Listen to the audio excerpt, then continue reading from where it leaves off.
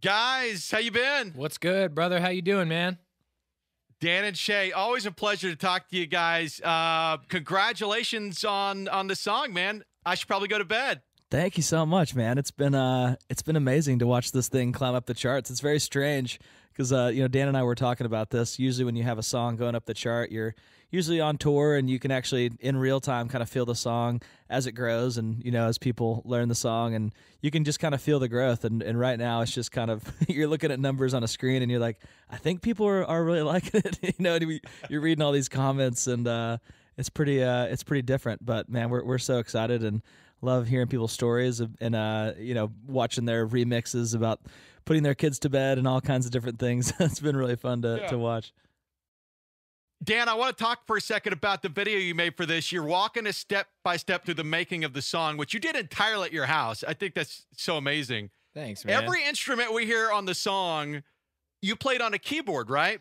Bass guitar, drums, all that? Yeah, everything was programmed except the acoustic guitar. The acoustic guitar I actually played, but the rest of it, I mean, it's remarkable. People always ask, if I'm trying to get into songwriting or production, it's like, get a MIDI keyboard and a computer. You can either start in GarageBand or Logic. I use Pro Tools, but all those interfaces are great to create music or to just experiment. And man, it's, I think that kind of happened out of necessity. Luckily for us, we kind of have always made our records DIY like that. We, have always made them on my laptop and just been able to experiment. But, we usually have the luxury of if we need to record drums or strings, we can go into, an amazing studio here in Nashville. We have some of the best in the world and we have some of the most talented musicians in the world. But, on this one, it was like, well, we can't leave the house. We got to just figure this out. And at the end of the day, I mean, our main instrument in any of our songs are our vocals. We layer up 128 vocal tracks on a single song, and we really let that speak, and the rest just is there to support what we do vocally. So yeah, man, it was fun, and having a little bit of extra time,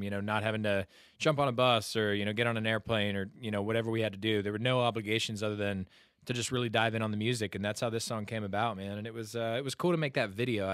I feel like, it was probably like a little bit nerdy and maybe over some people's heads, or I was a little nervous when I watched it back. I was like, is anybody going to care about this video? I just feel like it's just so disconnected from normal life. But I think enough people, are into music and they respect the process. And even if you don't, I think it kind of makes you appreciate not just that song, but what goes into every song. I feel like we take it for granted with how much access there is to music these days. You can just basically pull up your phone and find any song in the world. And sometimes people are just like, they're quick to judge it. But, no matter what that song is, no matter if you like it or not, probably a lot of work went into that, writing and recording it. So I think it's good to put that out there. You know what I mean?